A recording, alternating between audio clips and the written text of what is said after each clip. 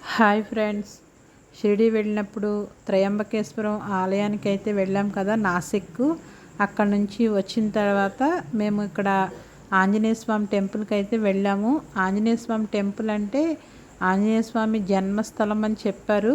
కానీ చాలామంది ఆంజనేయ స్వామి కర్ణాటకలో పుట్టారని కొంతమంది, మహారాష్ట్రలో పుట్టారని కొంతమంది, చాలా వాదనలు అయితే జరిగాయి.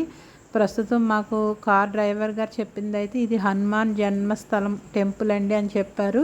ఈ టెంపుల్ దగ్గరికి అయితే మేము వచ్చేసాము. ఇవి మెట్లు ఎక్కుతూ పైకి వస్తే కనుక నిజంగా ఆంజనేయ స్వామిని చూస్తే జన్మ ధన్యమైపోతుందండి. అంత పెద్ద విగ్రహము, కూర్చొని ఉన్న ఆంజనేయ స్వామి విగ్రహము, పక్కనే గద పట్టుకొని యోగ, చాలా అందమైన విగ్రహం అండి. చాలా హ్యాపీగా అనిపించింది ఈ టెంపుల్కి రావడంతో.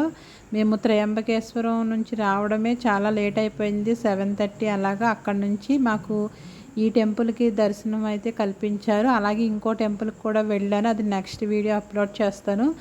ఇవాళ మనం మంగళవారము, అలాగే ఆంజనేయ స్వామి జన్మస్థలమైన ఈ ఆంజనేయ స్వామిని దర్శనం చేసుకుంటారని ప్రతి ఒక్కరూ ఆ ఆంజనేయ స్వామి ఆశీస్సులు ప్రతి అందరికీ ఇవ్వాలని, మంచి ధైర్యాన్ని అలాగే ఆరోగ్యాన్ని అందరికీ ఇవ్వాలని కోరుకుంటున్నాను.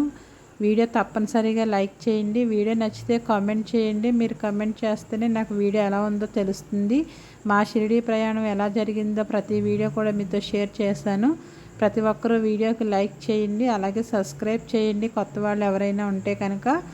ఆంజనేయ స్వామి టెంపుల్ అంటే మేము ఎక్కువసేపు ఉండలేదండి, జస్ట్ అలా చూసేసి కాసేపు అలా కూర్చొని మళ్ళీ వెంటనే వెళ్ళిపోయాము. నెక్స్ట్ ఇంకో టెంపుల్కి వెళ్ళాము, అది మీకు నెక్స్ట్ వీడియోలో చూపిస్తాను. ఇక్కడ ఆంజనేయ స్వామి తాళ్ళు, అలాగే చిన్న చిన్న విగ్రహాలు అవన్నీ అమ్ముతున్నారు. బయట అయితే మీకు కొండల మధ్యలో ఈ టెంపుల్ అనేది ఉంటుంది. చుట్టూరు కొండలు, మధ్యలో హనుమంతుని విగ్రహం అండి. చాలా బాగుంది. ఇది మహారాష్ట్ర నాసిక్లో ఉంది.